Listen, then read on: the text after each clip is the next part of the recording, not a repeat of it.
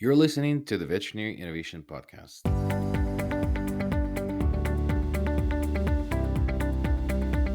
You're listening to the Veterinary Innovation Podcast. My name is Sean Wilkie, and along with my awesome co host, we interview the innovators in this space every week. Ivan, please go ahead and get us started. Hey, I'm Ivan Zach, and I'm excited to introduce a friend of mine, Joe Faiella. He is coming from a company called Moichor. Joe is the Chief Commercial Officer at Moichor and serves on the board of Veterinarians Without Borders and Leadership Council for Not One More Vet. He spent his 6 years as president of Cubics and 13 years at IDEX, where he advanced from a sales rep to national lab key account manager and later managed the northeastern US region. Before entering the business world, Joe served 5 years in the Army after graduating from West Point. While working full time, he earned a law degree from UConn and later completed an MBA at Yale. He lives in Connecticut with his wife Dina and their two children, Giovanna and Joey. Welcome to the show. Thank you for finding the time. Ivan, Sean, thank you guys both for having me. Super excited to have a conversation here. So thanks again. You have quite a track record, and I think that we intersected when you moved to Cubics, right almost when I moved into IDEX. I think it was like an exchange at that time. Yeah, we kind of like did a high five, I think. Yeah, exactly. Yeah, you on the way out and yeah, me on the way in. Very impressive background, and then now you're focusing on this company called Moicor. So, what is it about? What do you do, and what are you innovating?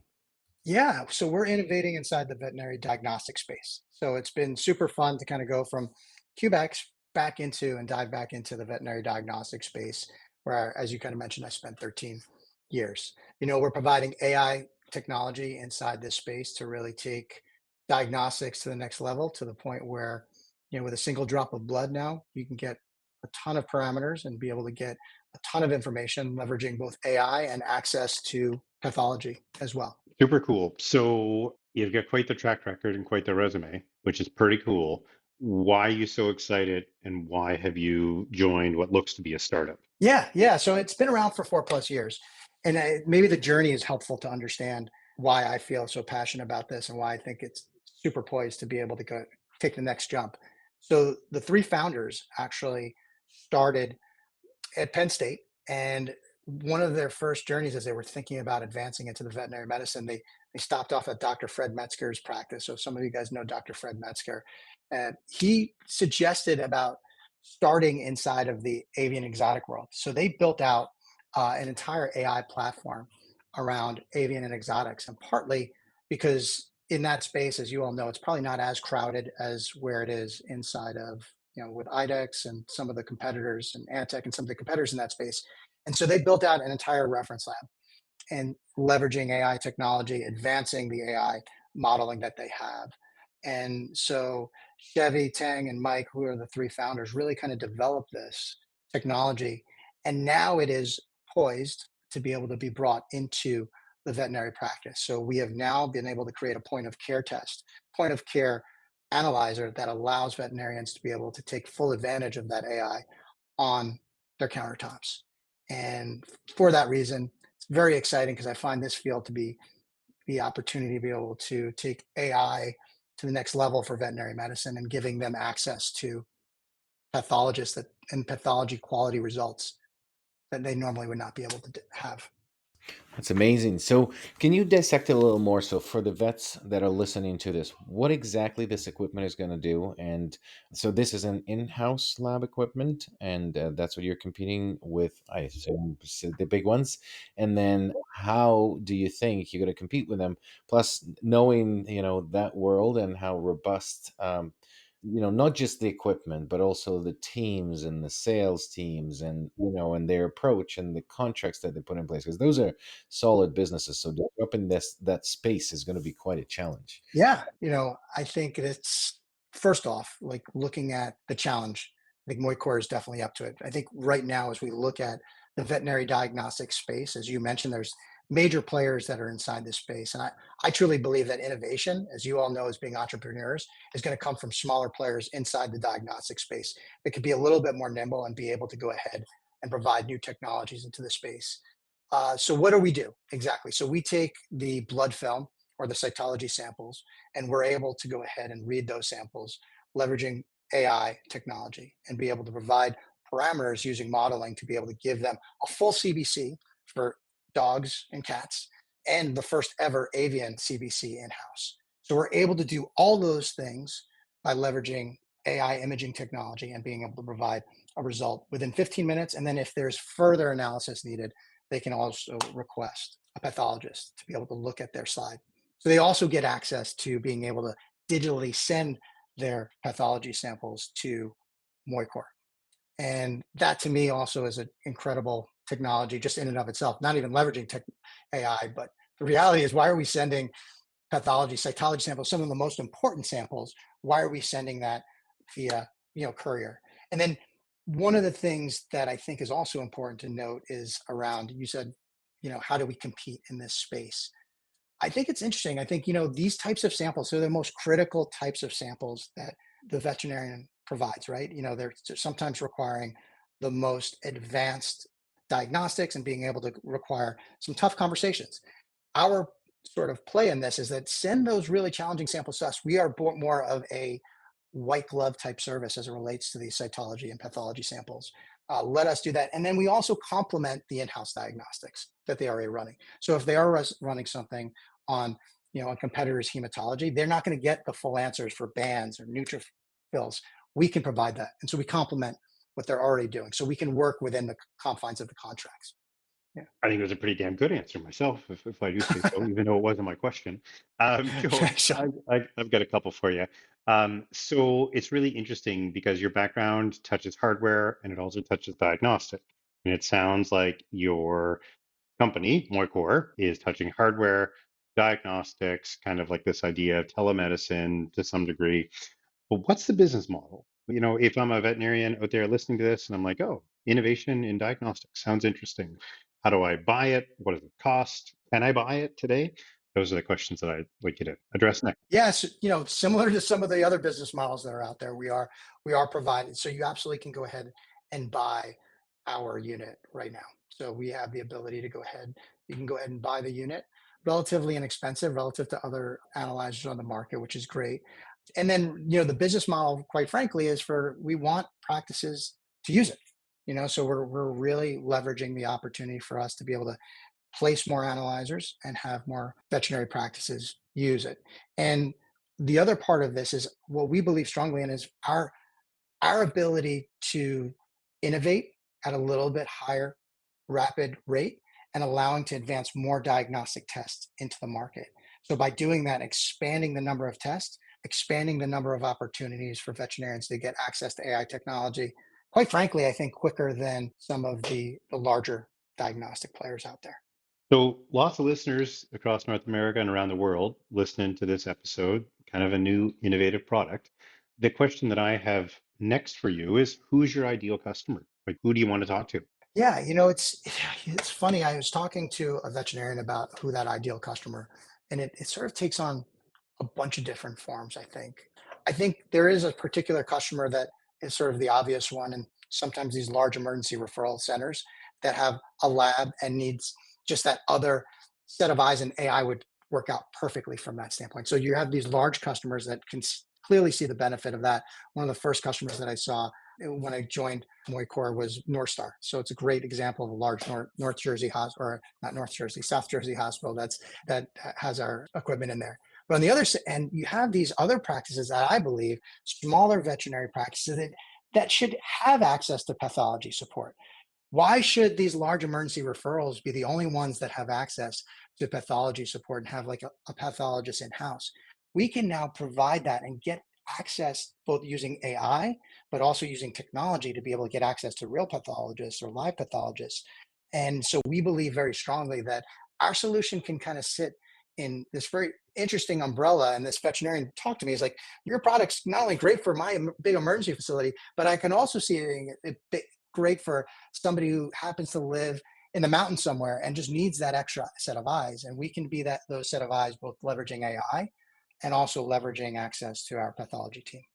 Yeah, it's certainly right now the access to variety of specialized services is very interesting. I'm very excited about, we can get now radiologists, we can get, and AI is kind of blooming in that too. We can get pathologists, you can get all of this, what you as a, James Harriet kind of veterinarian couldn't get to, whatever you learned in vet school, and good luck for the rest of your life. And, right now it's much more robust. So it's exciting to see this platform arise. What is the workflow with this? So this is a module that reads a slide that's been stained. You collected your cytology. So does cytology also have the soft tissues? So can you collect like lymph nodes and potential like Yes. soft tissue masses? And what does that workflow look like? So listeners can picture that. Yeah, it's typically preparing a slide like you normally prepare inside of the veterinary practice. You prepare the slide, stain it, and then you would introduce it into our unit, and the unit then is able to go ahead and leverage AI technology to be able to take a picture of that slide. Pretty straightforward and simple. Hey everyone, Sean Wilkie here. We've been running this podcast since August 2019, hard to believe. After careful consideration, we're excited to introduce our very first sponsorship, Zoometica and their groundbreaking Vet Guardian Monitor, a contactless solution designed to elevate veterinary care. The Vet Guardian Monitor is a game changer, providing wireless free monitoring of vital signs like temperature, pulse, and respiration during critical times such as post surgery recovery, ICU stays, and overnight care. We had Scott on our show back in 2020. And what really sets this system apart is its zero touch technology, allowing it to capture vital signs from up to 5 feet away. Plus, the VetGuardian Cloud app lets you monitor patients remotely with real time insights, live video, thermal imaging, and night vision for overnight stays. VetGuardian is all about proactive care, offering instant alerts via text messages, email, or audible notifications. Detailed patient records and reports are effortless. Whether you're at the clinic or at home, the VetGuardian monitor has your back. Ready to see it in action? Schedule a demo at zoomedica.com today. So let's talk about the efficacy of the AI. So this is a big topic of debate. I was at a innovation council meeting, and they were talking about using radiology as a diagnostic tool, and maybe blind faith in AI. How do you feel about that? And then also, let's talk about maybe the cost savings that clinic could see by leveraging your technology as well. Yeah. I mean, I think what's beautiful about our system is that you always have humans that are sitting behind our results and always able to complement that. And so we don't believe in complete blind faith inside of AI. And I think a lot of the studies that we've done to kind of prove that out, that we're oftentimes a lot better than a human looking at these things, just because the computer can do this in a different way, or AI can do this in a much more consistent way.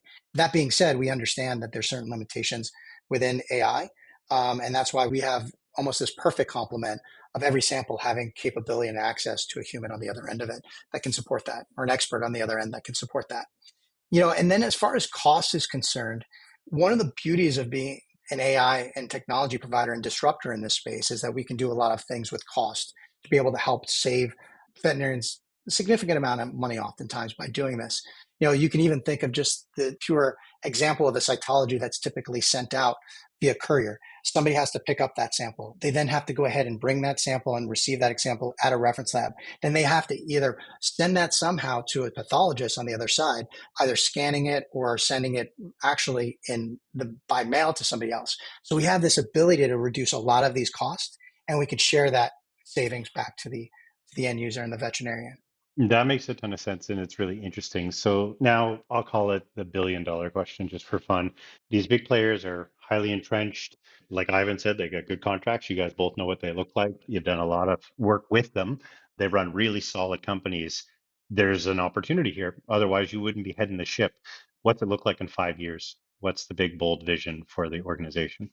Yeah, I think it's about our space of cytologies, and potentially at some point, even thinking about histopathology and other types of specialties. What can you do inside of this space to be able to take veterinary medicine to the next level? And I think when you think about all these opportunities in providing quicker answers leveraging AI in-house inside of these most challenging samples, I think there's a space for a veterinary company for ours for the next 5 years to grow. Because, quite frankly, the other companies, what they care most about are these chemistry and hematology samples that are flowing through. And what we're working on is sort of a niche that's complement to them. So, what I envision us being able to do is have Moichor sit alongside a lot of these other large diagnostic providers and continue to carve out our niche inside of the diagnostic space and be able to take AI technology really to the next level and holding these other large players accountable. Accountable on a couple fronts, accountable for technology, accountable also for pricing that's out there too, because we can be able to kind of carve out in this unique space between the reference lab and in-house clinic space. What is the most exciting things for you when you start your day in this company? When you wake up and you're thinking, okay, we're going to conquer the world today. What is the most exciting thing for you? Yeah, I think, well, the most exciting thing for me as a leader inside of the company are the people that I get a chance to work with. To me, that's what motivates me every day. Knowing this strong group of people that we have that work for our company, the people that both still work in our reference lab and are able to go ahead and provide great reference lab diagnostic quality, our R&D people that are able to go ahead and innovate and be able to come up with new tests, new different that's what motivates me every day. And how do I reduce that friction to allow them to perform their job the best? Because ultimately, if I can reduce that friction for them to perform best, then the veterinary industry will go ahead and benefit from the new test, better workflow, and all those things. So those are the things that drive me every day is my team and what my team can do to provide better service to the veterinary space. Joe, absolute pleasure to have you on the show. We've got a couple questions because we ran out of time like we do every single week. First one is a TED Talk, a YouTube video, something that you found inspiring that you've seen along your career path so far. Yeah. So TED Talk, specifically Daria Long, Dr. Daria Long did a great TED Talk. Hopefully this wasn't used on a previous one, but I think it's great for both people that work that work in a business. She talks about triaging ER room, right? And then talks about how everyone says they have a crazy busy day. She's like, you don't know what a crazy busy day until you work in an ER. But the way that you create systems around your busy life, the tools and technology that you can use to be able to better that and how you triage those things appropriately. I think it's a really good lesson, not only for people that are in business, but those veterinarians that are listening, perhaps that need to figure out how do they oftentimes have a crazy busy life and thinking about the things that they need to do both in their personal life, but also in their business life that can help it reduce the stress a little bit.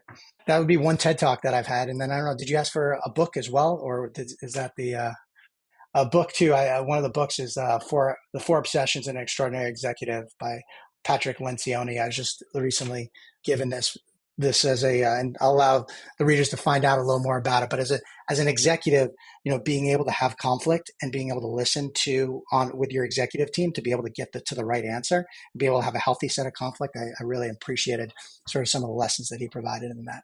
It's awesome. I love his five dysfunctions of the team, and I actually just downloaded when you mentioned this. So looking forward to read this. The second question that we ask every guest: is there another innovator in this industry that you would recommend inviting to the show? Yeah, so I would totally recommend, as far as another innovator in the space, Hawkcell. Ray Miller, a friend of mine, just joined the company. It's a plug and play solution augmenting MRI's capability. So I feel like this also is something that's an interesting technology that's out there as well, continuing to kind of advance solutions that help better diagnostics. Thank you so much for listening to the Veterinary Innovation Podcast. If you want to hear about our new episodes, please follow us on any social media channel. Also, you can check out our website at veterinaryinnovationpodcast.com. See you next week.